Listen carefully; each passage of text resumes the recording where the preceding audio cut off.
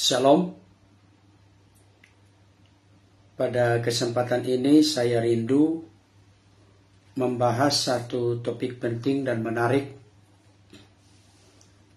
yang saya percaya dapat semakin meneguhkan dan menguatkan kita, sekaligus memberikan pencerahan kepada masing-masing kita. Ibu bapak terkasih dalam Tuhan, adapun ulasan ini saya beri judul, Sebelum Abraham jadi, Yesus telah ada. Sekali lagi, sebelum Abraham jadi, Yesus telah ada. Ayat bacaan kita bertitik tolak dari Yohanes 8 ayat 56 sampai 58. Sekali lagi Bapak Ibu Saudara, ayat bacaan kita bertitik tolak dari Yohanes 8 ayat 56 sampai 58. Dikatakan demikian, Abraham bapamu bersukacita bahwa ia akan melihat hariku, dan ia telah melihatnya, dan ia bersukacita. Maka kata orang-orang Yahudi itu kepadanya, umurmu belum sampai 50 tahun, dan engkau telah melihat Abraham? Kata Yesus kepada mereka, Aku berkata kepadamu, sesungguhnya sebelum Abraham jadi, aku telah ada. Saya ulangi ayat 58. Kata Yesus kepada mereka, maksudnya kepada orang-orang Yahudi, Aku berkata kepadamu, sesungguhnya sebelum Abraham jadi, aku telah ada. Ibu bapak terkasih dalam Tuhan, kalau orang tidak sungguh-sungguh serius mendalami Alkitab, maka akan mengalami ambigu atau kebingungan karena kesannya atau kelihatannya ada ayat-ayat yang kontradiksi, ada ayat-ayat yang bertentangan atau yang tidak masuk akal.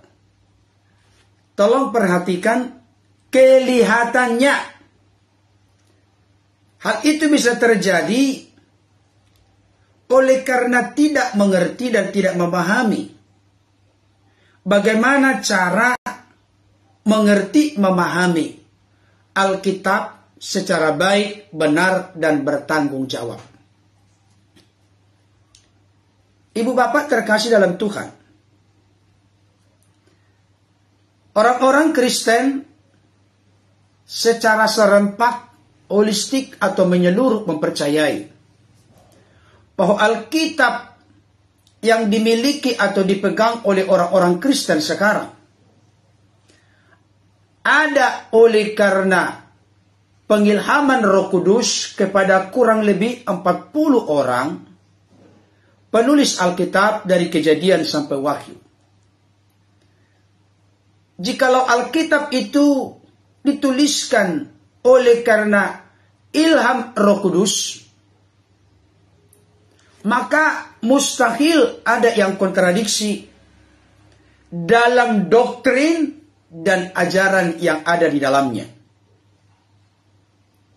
Demikian juga ketika kita membahas terkait dengan sosok atau pribadi Yesus Kristus. Di satu sisi kelihatan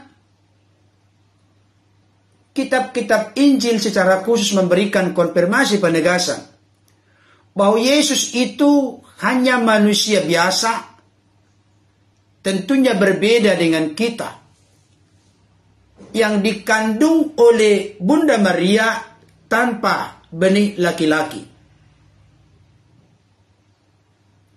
Tetapi di sisi lain kita melihat Yesus ditunjukkan dan dipertontonkan oleh fakta-fakta Alkitab dengan sebuah konklusi atau kesimpulan bahwa Yesus itu bukan sekedar manusia biasa, bukan sekedar nabi atau rasul seperti yang dipahami oleh orang-orang di luar Kristen. Bahkan istilah atau sebutan utusan pun kepada Yesus itu jelas-jelas berbeda dengan pengertian utusan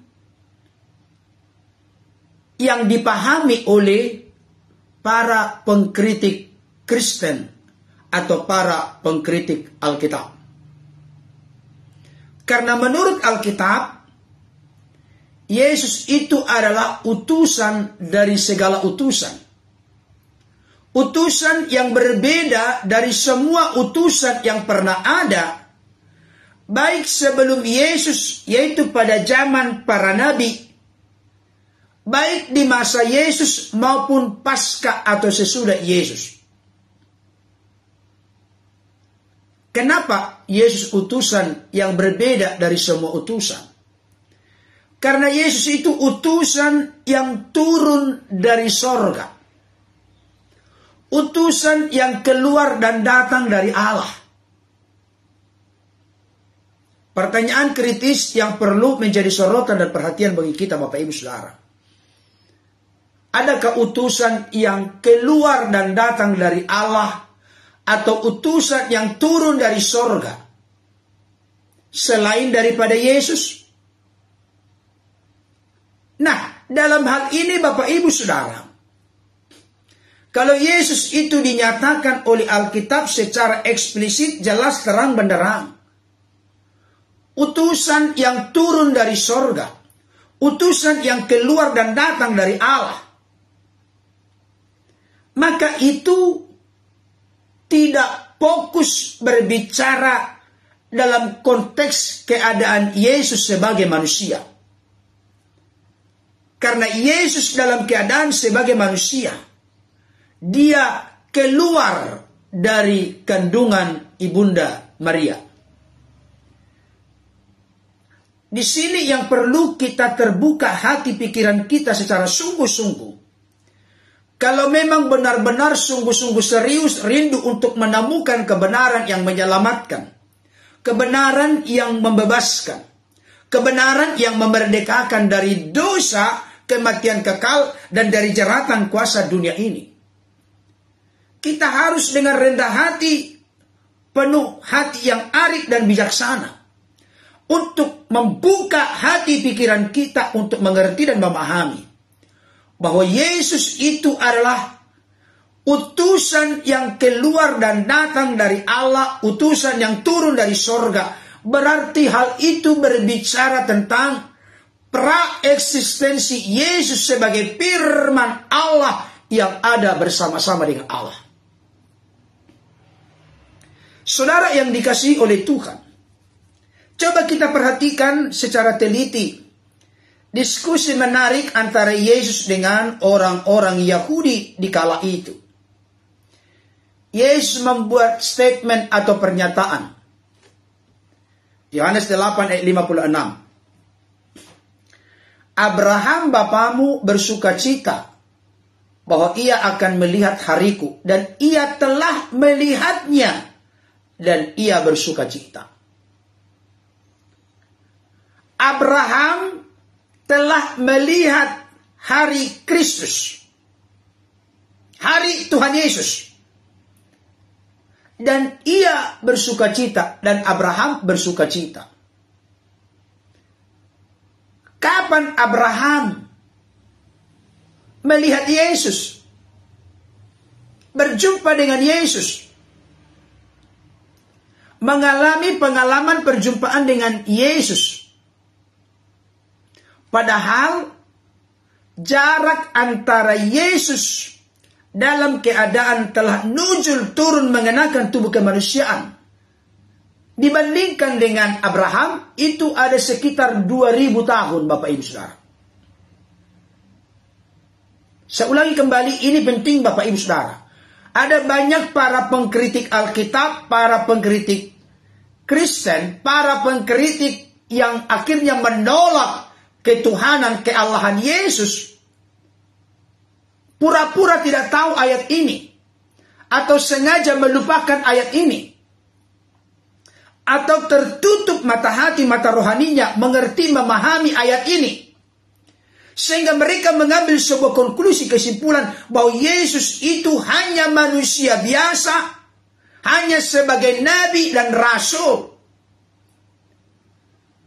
Pertanyaan saya yang bisa membuka pikiran dan hati yang benar-benar terkunci dengan rapat. Yesus berkata bahwa Abraham telah melihat harinya. Kapan? Inilah yang disebut dalam istilah teologi sebagai penampakan dalam konteks teofani. Di mana sebelum menghancurkan Sodom dan Gomora, Allah mengutus Sang Logos, Sang Firman dalam bentuk malaikat, dalam bentuk sosok manusia yang bisa terlihat. Di mana ada 3 orang yang datang menghampiri Abraham. 2 orang pergi mensurvei kondisi keadaan Sodom dan Gomora. 1 orang sedang bercakap-cakap dengan Abraham. Disitulah yang disebut dengan Abraham telah melihat Yesus prainkarnasi. Saudara yang dikasihi oleh Tuhan, berarti Yesus itu sudah ada sebelum Yesus itu dikandung oleh Bunda Maria dan dilahirkan kurang lebih 2000 tahun yang lalu. Ada di tengah-tengah dunia ini selama 33,5 tahun. Saya ulangi kembali Bapak Ibu Saudara. Orang-orang Kristen mengerti dan memahami, menyadari serta meyakini dengan sungguh-sungguh eksistensi keberadaan Yesus itu sudah ada sebelum Yesus menjadi manusia atau mengenakan tubuh kemanusiaan. Dan itulah yang diyakini, dipercayai oleh orang-orang Kristen sebagai Tuhan atau sebagai Allah, karena memiliki eksistensi keberadaan yang kekal bersama dengan Allah yang disapa dengan Bapa dan Roh Kudus. Coba kita perhatikan ayat 57 ini mewakili kegagalpahaman, kesalahmengertian dari begitu banyak orang di akhir zaman ini, sehingga hati dan pikirannya tetap tertutup, terkunci permanen, tidak terbuka menerima Yesus sebagai Tuhan, Allah, dan Juru Selamat dalam hidupnya. Ayat 57. Setelah Yesus berkata, Abraham bapamu bersukacita bahwa ia akan melihat hariku, dan ia telah melihatnya, dan ia bersukacita. Apa respon dan tanggapan dari orang-orang Yahudi? Ayat 57. Maka kata orang-orang Yahudi itu kepadanya, umurmu belum sampai 50 tahun, dan engkau telah melihat Abraham. Pernyataan orang-orang Yahudi ini ingin mengkonfirmasi, menegaskan mereka tidak setuju, mereka tidak sependapat dengan apa yang dikatakan oleh Yesus, karena mereka tahu Abraham itu sudah berlalu kurang lebih 2000 tahun. Tapi Abraham melihat hari Yesus, dan Yesus telah melihat Abraham. Kelihatan ini sinting dan gila Bapak Ibu Saudara. Tidak masuk akal. Artinya orang-orang Yahudi saat itu gagal paham, salah mengerti, salah memahami, salah mengenal Yesus. Kira-kira kalau dibahasakan bahasa sekarang, Anda bicara sembarangan, Anda tidak tahu diri. Umur Anda belum sampai 50 tahun. Abraham sudah lewat 2000 tahun. Anda melihat Abraham melihat Anda. Yang benar saja nggak masuk akal. Nggak masuk pikiran, nggak masuk akal budi. Dan itulah yang terjadi sekarang ini. Sedang menjamur di mana-mana. Karena mereka permanen gagal paham tentang Yesus. Pertanyaan saya, ketika Yesus berkata sebelum Abraham ada, Abraham bapamu bersukacita bahwa ia akan melihat hariku dan ia telah melihatnya dan ia bersukacita. Ketika Yesus berkata demikian, orang-orang Yahudi salah paham, gagal paham, tidak mengerti dan tidak mengenal siapa Yesus sebenarnya. Mereka hanya mengerti, mengenal, memahami Yesus dalam keberadaan sebagai anak tukang kayu yang mana saudara-saudaranya ada bersama dengan Yesus. Anak dari seorang Maria.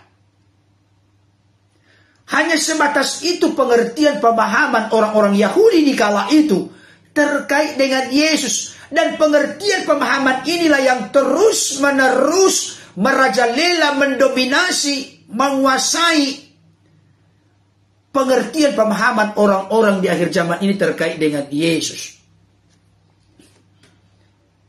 Mereka hanya mengerti mengenal Yesus secara fisik, secara tubuh jasmani. Padahal Yesus sedang berbicara tentang sebuah eksistensi yang bersifat kekal. Gak ketemu, gak klop. Jadi orang-orang Yahudi saat itu belum lulus katekisasi Bapak Ibu Saudara. Mereka gagal paham permanen. Mereka hanya tahu ngoceh, protes. Mereka tidak bertanya, kok Yesus bisa bicara demikian? Tolong jelaskan lebih jauh, lebih dalam. Gak ada begitu. Mereka langsung mengambil konklusi yang ngawur, konklusi yang dangkal, miskin, dan cetek Bapak Ibu Saudara. Umurmu belum sampai 50 tahun. Memang dalam konteks berpikir dalam keadaan Yesus sebagai manusia belum sampai 50 tahun dalam konteks masa itu. Kenapa demikian? Karena Yesus memulai pelayanannya umur 30 tahun. Diperkirakan kurang lebih 3 sampai 3,5 tahun melayani. Sampai akhirnya kembali ke sorga. Jadi apa yang dikatakan oleh orang-orang Yahudi ini dalam konteks tubuh jasmani, keadaan Yesus sebagai manusia benar. Tapi yang menjadi keliru dan salah adalah orang-orang Yahudi tidak mengerti, tidak mengenal, tidak memahami Yesus punya pra-eksistensi, pra-ada. Sebagai firman yang melekat sehakikat, sederajat dengan Bapa di dalam diri Bapa. Itulah yang disimpulkan oleh Yohanes di dalam Yohanes 1 ayat 1. Pada mulanya adalah firman, firman itu bersama-sama dengan Allah, dan firman itu adalah Allah. Firman itu bersama-sama dengan Allah menunjukkan perbedaan pribadi, realitas konkret, tapi firman itu adalah Allah menunjukkan kesatuan unity yang tidak terpisahkan. Bisa dibedakan, tetapi tidak bisa dipisahkan. Saudara yang dikasihi oleh Tuhan. Akhirnya Yesus pun menjawab ayat 58. Kata Yesus kepada mereka, maksudnya kepada orang-orang Yahudi. Aku berkata kepadamu, sesungguhnya, gak main-main ini. Sesungguhnya, sebelum Abraham jadi, aku telah ada. Perhatikan Bapak Ibu Saudara, mari buka pelan-pelan hati dan pikiranmu yang terkunci, tertutup permanen.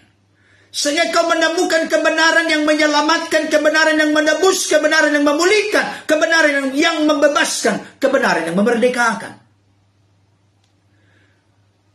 Yesus berkata kepada orang-orang Yahudi dan berkata kepada orang-orang sepanjang sejarah segala zaman. Termasuk kepada orang-orang di akhir zaman ini. Yesus berkata, Aku berkata kepadamu, sesungguhnya sebelum Abraham jadi, aku telah ada.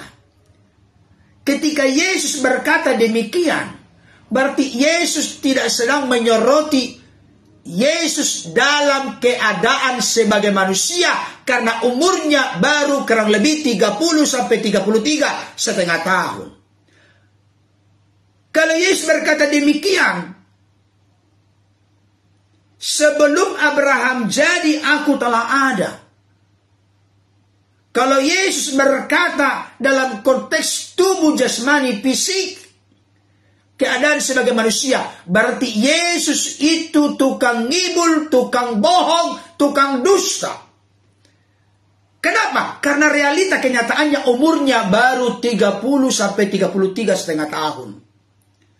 Tapi Yesus tegas berkata, sesungguhnya sebelum Abraham jadi, aku telah ada. Pertanyaannya, apakah ini merujuk kepada keadaan Yesus sebagai manusia yang dikandung oleh Bunda Maria dan dilahirkan 33,5 tahun di dunia ini? Tentu tidak. Kalau itu merujuk kepada hal itu, maka Yesus tukang ngibul, tukang bohong, tukang dusta. Tapi mustahil Yesus tukang ngibul, tukang bohong, tukang dusta. Yesus sedang memperkenalkan dirinya kepada orang-orang Yahudi yang sedang berinteraksi, berkomunikasi, berdiskusi dengannya saat itu. Hei orang-orang Yahudi, ketika engkau ingin mengenal aku, jangan hanya mengenal aku, memahami aku dalam keadaan sebagai manusia. Tok, titik. Bukan. Tapi aku punya praeksistensi, punya keberadaan sebelum menjadi manusia. Dan itu yang logis, masuk akal Bapak Ibu Saudara. Karena tubuh jasmani Yesus dikatakan dalam Lukas 1:42 sebagai buah rahim Maria dan dilahirkan oleh Bunda Maria. Tentu bukan itu yang ada sebelum Abraham jadi. Tapi keberadaan Yesus sebagai firman yang melekat sehakikat di dalam diri Bapa. Pada mulanya adalah firman-firman itu bersama-sama dengan Allah, dan firman itu adalah Allah. Terus terang saya katakan kepada kita, saya sangat yakin, hakul yakin, percaya 100%, bila berarti 1000%. Tidak ada keraguan, tidak ada kebimbangan sama sekali. Perkataan Yesus yang sangat eksplisit dituliskan oleh penulis Injil Yohanes yang adalah murid Yesus, yang sangat dicintai, dikasihi oleh Yesus, yang saban hari selama 3,5 tahun berjalan bersama Yesus. Tentu kesaksian para murid Yesus ini lebih meyakinkan daripada kesaksian yang datang berapa ratus tahun kemudian. Karena mereka adalah saksi mata yang berinteraksi langsung dengan Yesus kurang lebih 2000 tahun yang lalu. Saya sangat yakin dan tidak ada celah atau ruang keraguan-raguan sama sekali. Sebelum Abraham ada, jadi Yesus telah ada. Berarti ini berbicara tentang keberadaannya sebagai firman. Tapi yang mengucapkan itu adalah mulut Yesus yang telah menjadi manusia, mengenakan tubuh kemanusiaan. Perhatikan baik Bapak Ibu Saudara. Kok berani-beraninya Yesus berkata, sesungguhnya sebelum Abraham jadi, aku telah ada. Padahal dia belum ada 50 tahun. Masih sekitar 30-33,5 tahun. Hal ini mau menggiring, mau menuntun, memimpin, mengarahkan kita. Bahwa Yesus itu punya kepribadian yang kekal bersama dengan Allah yang disapa dengan Bapa dan Roh-Nya. Saya yakin dan percaya 100%, bila penting 1000% tentang apa yang dikatakan oleh Yesus. Sesungguhnya sebelum Abraham jadi, Yesus telah ada. Bukan berbicara tentang tubuh jasmani kemanusiaannya, karena tubuh jasmani kemanusiaannya itu baru ada setelah dikandung Bunda Maria dan dilahirkan ke tengah-tengah dunia. Jarak antara Abraham dengan Yesus kurang lebih 2000 tahun. Makanya kalau ada orang bertanya, Pak Pendeta, jangan Anda bodoh permanen. Mana duluan ada antara Adam dengan Yesus?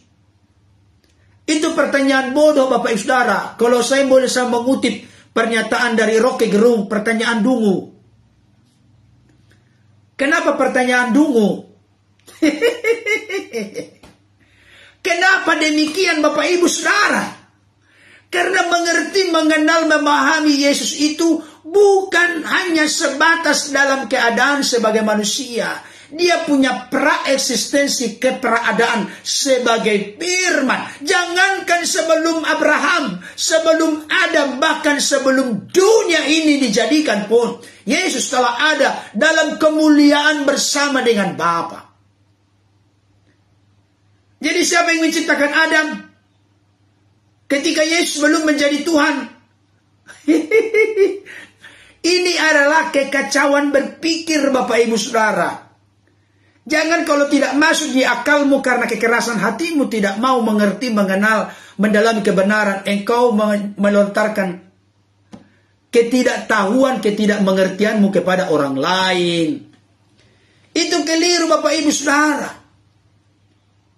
Karena Yesus yang kami percaya bukan hanya punya keberadaan sebagai manusia, bukan hanya punya sifat naturus sebagai manusia sejati, tapi dia juga sebagai Allah sejati, sebab dia adalah Sang Logos, Sang Firman yang ada bersama dengan Allah sejak kekal. Sejak kekal, sejak kapan? Sejak Allah itu ada. Kapan Allah ada? Sejak Allah ada, sejak itu juga Firman dan Rohnya ada secara kekal bersama dengan Allah. Itu dia Bapak Ibu Saudara. Mungkin akan ada yang ngoceh berkata kepada saya, mana faktanya, mana buktinya? Kita baca, kita lihat.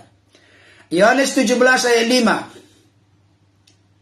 5. Yohanes 17 ayat 5. Oleh sebab itu ya Bapa, permuliakanlah aku padamu sendiri, dengan kemuliaan yang kumiliki di hadiratmu sebelum dunia ada.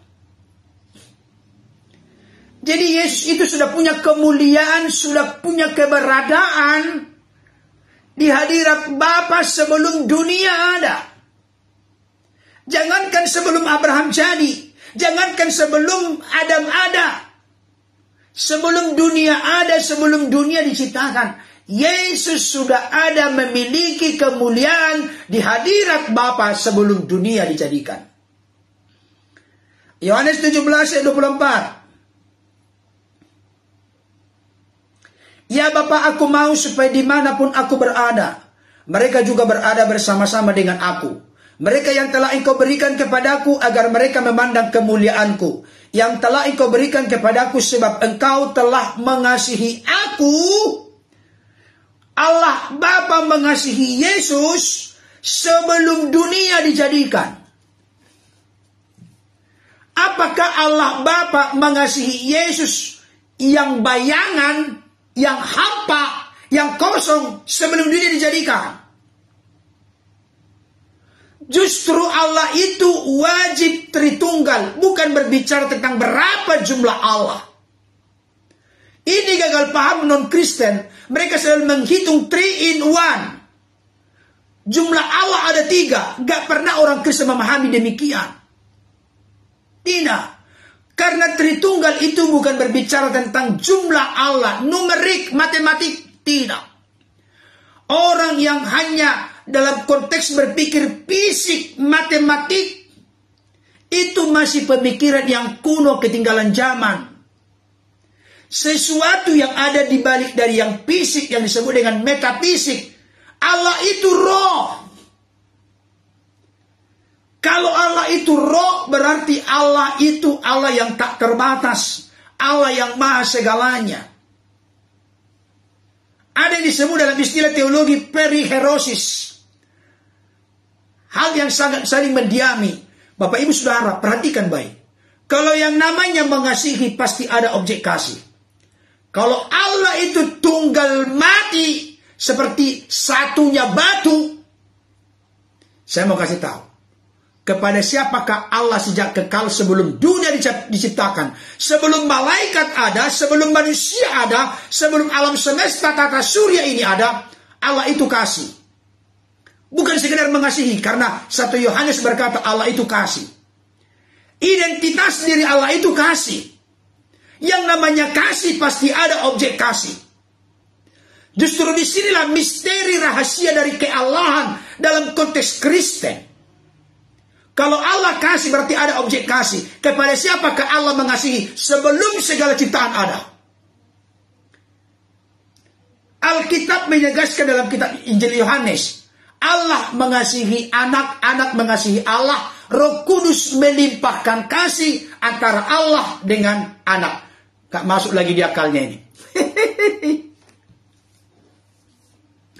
Saudara yang dikasihi oleh Tuhan, saya ulangi kembali Yohanes itu tadi.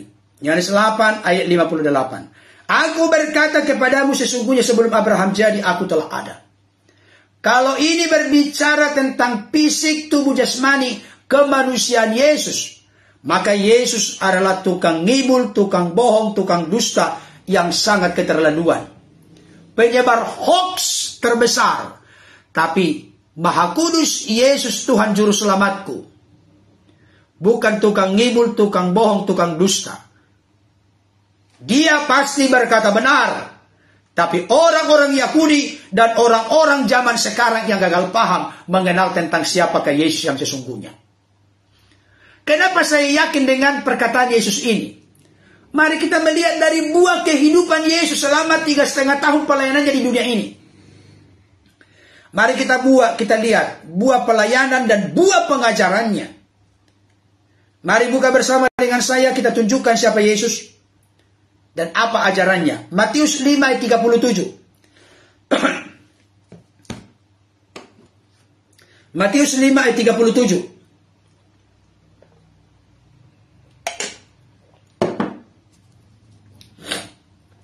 Silakan buka Bapak Ibu Saudara. Matius 5:37. Jika ya, hendaklah kamu katakan ya.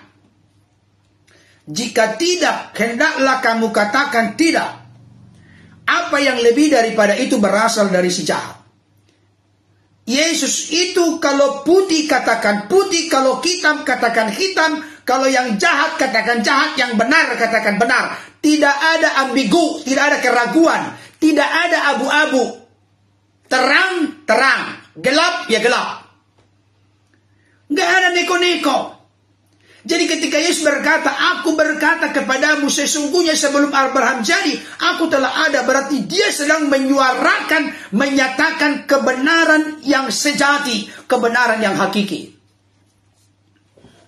Ini serius Bapak Ibu Saudara. Tugas saya hanya memberitakan kalau ada orang-orang di luar sana yang tetap permanen terkunci, tertutup hati rapat-rapat, tidak mau menemukan dan mengalami kebenaran yang membebaskan, kebenaran yang memerdekakan. Itu urusanmu. Ada saatnya Anda akan bertemu dengan terpaksa mengaku Yesus adalah Tuhan bagi kemuliaan Allah Bapa. Kapan itu? Ketika Yesus memimpin sidang terakhir sebagai hakim yang adil di hari akhir zaman. Itu urusannya. Silakan bagi yang mengeraskan hati, mengunci dan menutup rapat hatinya, merendahkan, menghina, memandang sebelah mata Yesus, silakan. Ini kepada orang-orang di luar Kristen yang terus saja permanen gagal paham Bapak Ibu Saudara. Ini saya berbicara tentang doktrin ajaran Kristen, tidak mencampuri agama orang lain. Saya nggak mau mencampuri agama orang lain. Karena salah satu guru saya dalam konteks menyampaikan kebenaran adalah Dr. Bambang Nursena. Nggak mau saya mencampuri urusan keyakinan orang lain. Tapi kalau orang lain menyalahpahami keyakinan doktrin ajaran Kristen, maka orang-orang Kristen harus memiliki pros apologian, berapologetika, mempertanggungjawabkan iman. Jikalau hal itu disalah mengerti, disalah pahami oleh orang-orang non-Kristen, itu adalah hak berpendapat yang dijamin konstitusi, undang-undang di negara ini. Kita sebagai sesama anak bangsa duduk sama rendah, berdiri sama tinggi. Jangan ada yang merasa superior, mencoba mengintimidasi yang lain. Tidak bisa. Yang penting saya menyampaikan ajaran kekristenan secara lugas, tegas, dan tidak neko-neko. Saya percaya omongan Yesus. Aku berkata kepadamu, sesungguhnya sebelum Abraham jadi, aku telah ada. Kenapa? Karena Yesus berkata, jikalau ya, katakan ya. Jikalau tidak, katakan tidak. Apa yang lebih daripada itu berasal dari si jahat. Berarti apa yang disampaikan bukan ngibul, bukan dusta, bukan bohong, tapi sebuah realita kebenaran. Karena memang Yesus itu satu pribadi, memiliki dua natur, dua sifat. Sifat keilahian dan sifat kemanusiaan. Tidak bisa dipisahkan, tapi bisa dibedakan. Bukan bercampur baur. Itulah pribadi Yesus yang unik dan eksklusif. Kita lihat berikutnya Bapak Ibu Saudara.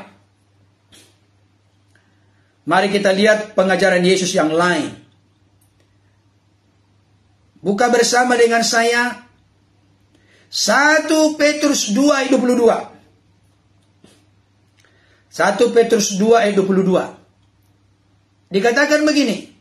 Ia tidak berbuat dosa dan tipu tidak ada dalam mulutnya.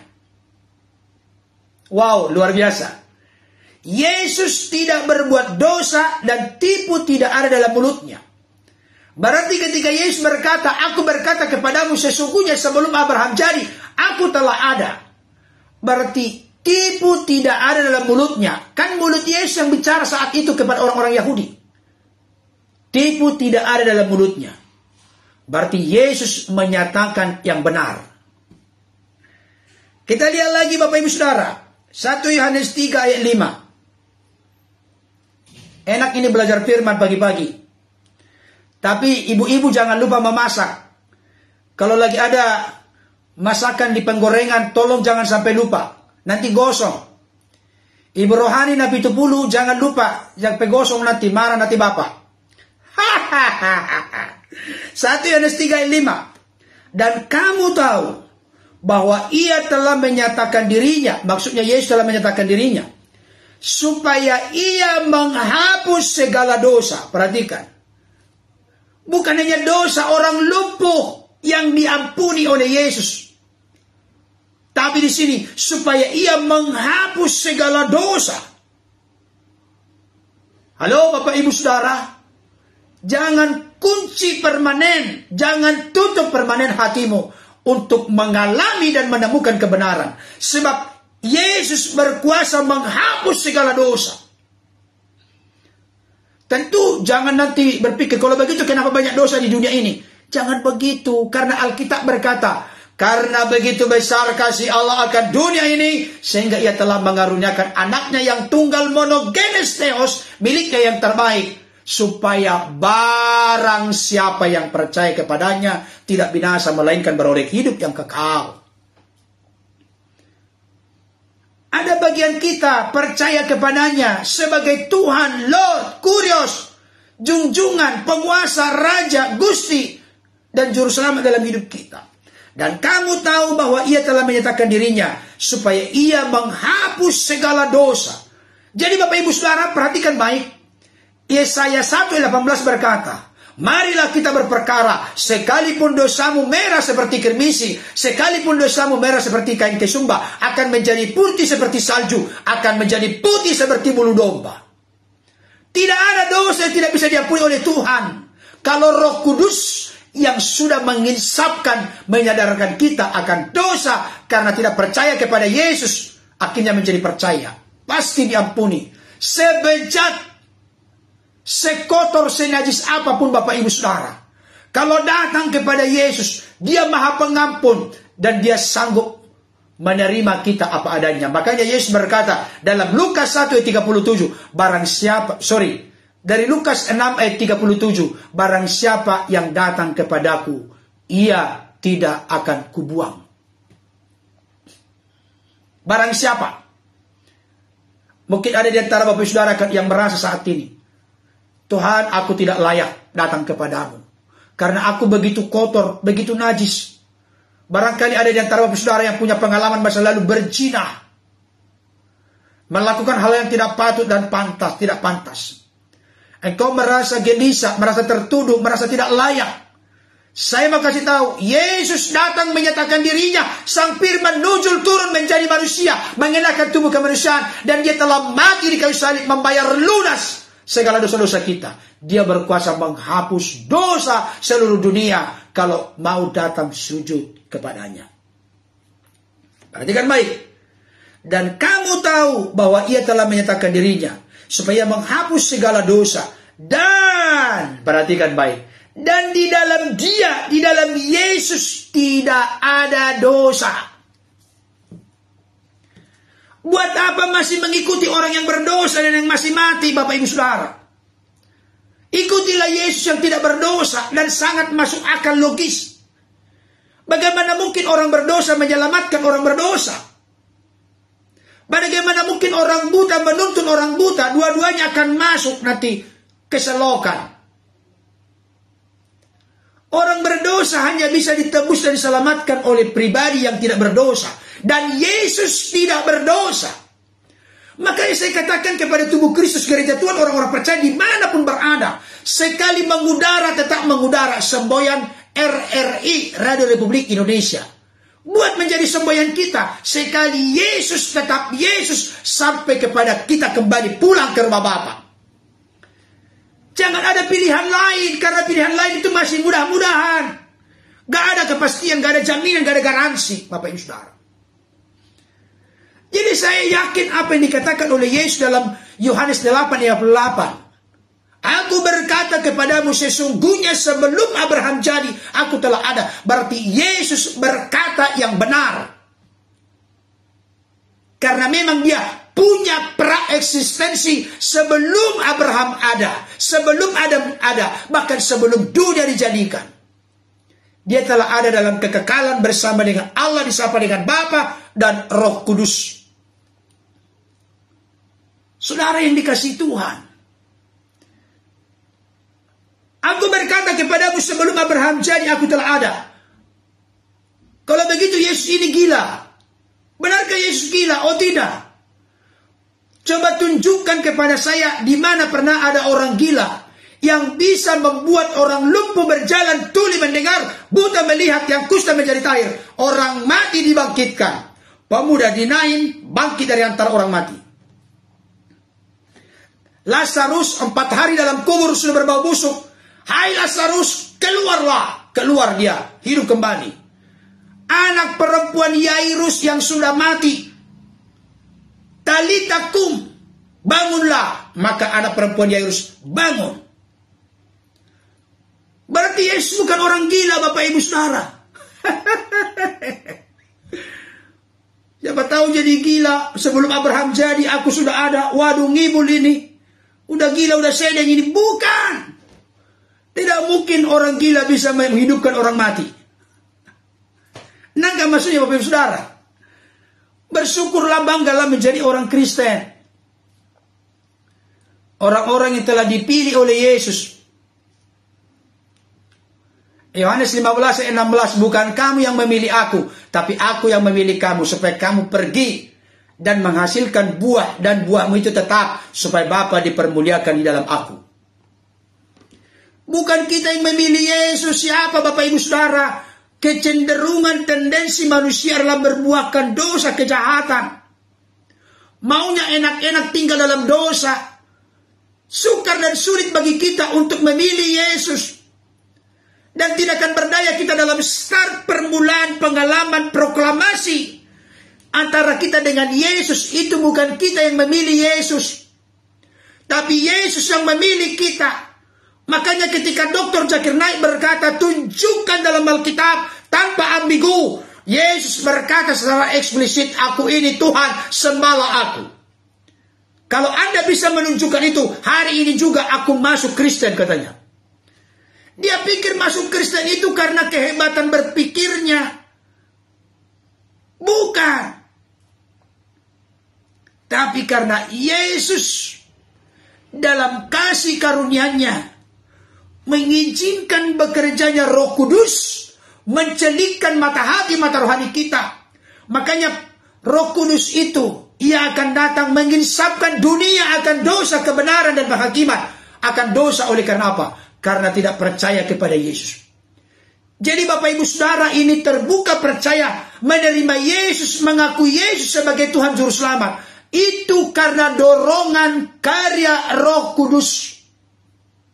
Kenapa ada orang-orang di luar sana selalu menghina, melecehkan ketuhanan, keallahan Yesus? Karena tidak ada Roh Kudus dalam diri mereka. Hanya Roh Kudus, oleh dorongan Roh Kudus, orang bisa dengan hati terbuka, dengan ketulusan, kemurnian, kesungguhan, mengaku Yesus adalah Tuhan dan Juru Selamat dalam kehidupannya. Indah sekali Bapak Ibu Saudara belajar firman. Jadi Bapak Ibu Saudara, saya berharap materi ini dapat ditonton oleh saudara-saudaraku yang memiliki kesibukan, semangat yang tanpa menyerah. Para pengkritik Alkitab, para pengkritik ajaran Kristen, para pengkritik yang menolak ketuhanan, keallahan Yesus. Jangan dong pura-pura tidak tahu ayat ini. Jangan dong tafsirkan semau Anda, sesuka Anda menafsirkan ayat ini. Jangan menilai kekristenan dari sudut pandang Anda, menilai agama Anda. Ada lagi orang yang berkata, Bapak Ibu Saudara, ini mah Alkitab bukan Alkitab yang turunkan katanya. Memang gak ada konsep Kristen berkata kitab suci diturunkan. Gak ada. Gak ada kitab suci diturunkan. Gak ada itu. Yang ada adalah Allah menyatakan kehendaknya dengan tuntunan pimpinan penyertaannya kepada umat perjanjian lama.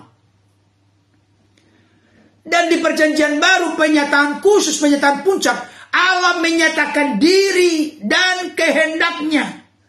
Saudara dikasih Tuhan, jangan pernah tinggalkan Yesus. Keyakinan, kepercayaan di luar Kristen, mereka hanya sebatas Allah menyatakan kehendaknya. Tapi dalam konteks Kristen, karena ketidakberdayaan manusia melakukan kehendak Bapa, 10 hukum misalnya, 9 lolos dilakukan dengan sempurna, 1 tidak, roboh, gagal semua. Bisakah hukum Taurat menyelamatkan? Bisa. Tapi dengan cara menjalankan secara utuh, lengkap, sempurna. Tapi notabene manusia telah jatuh dalam natur dosa, tidak ada yang bisa melakukannya. Makanya keselamatan bukan karena menjalankan hukum Taurat.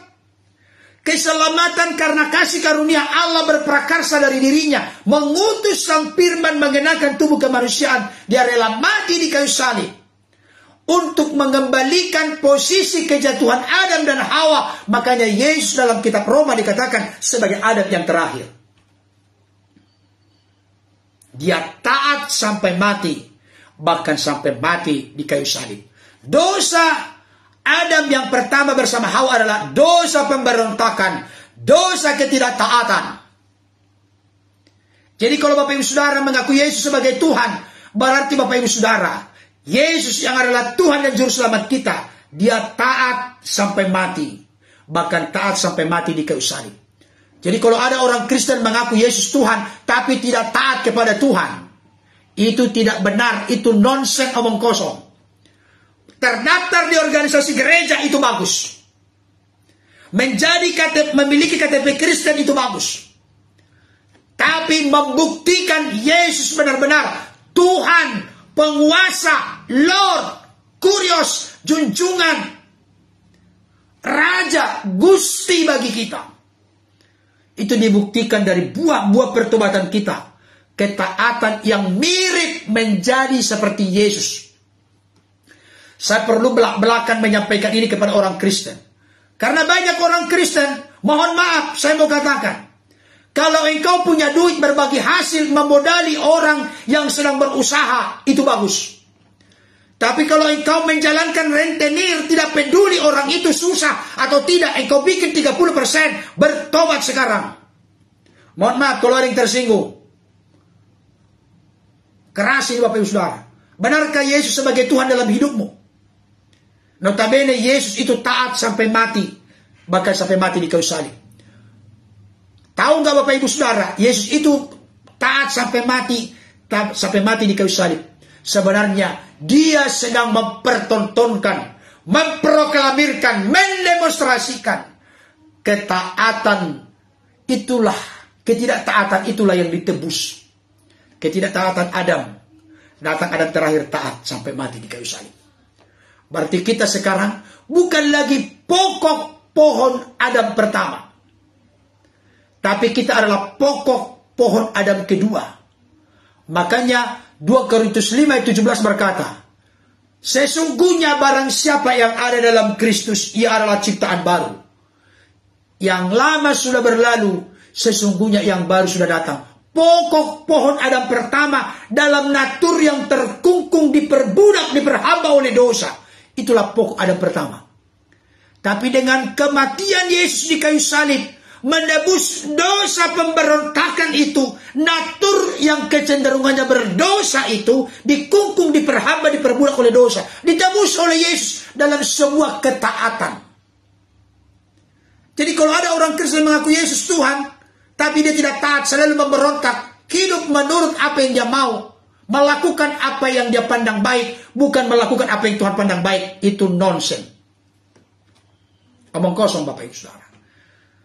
Mohon maaf, saya ini ada sedikit ciri suara kenabian.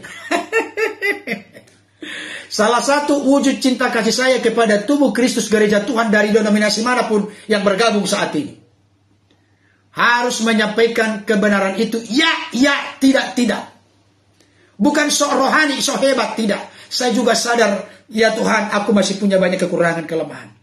Aku mau terus belajar untuk dipulihkan, diubahkan, diperbaharui, disempurnakan, disucikan, dimurnikan, sehingga menjadi serupa seperti Kristus. Tapi saya ingin membuka mata hati, mata rohani kita.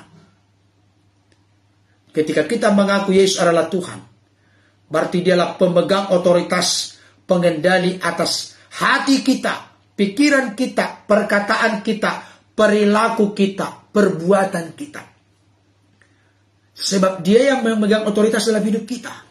Makanya Rasul Paulus berkata, aku telah disalibkan dengan Kristus. Namun aku hidup, tapi bukan lagi aku sendiri yang hidup, melainkan Kristus yang hidup di dalam aku. Dan hidup yang kuhidupi sekarang ini dalam tubuh ini adalah hidup oleh karena iman kepada anak Allah yang mengasihi aku dan yang menyerahkan dirinya untukku.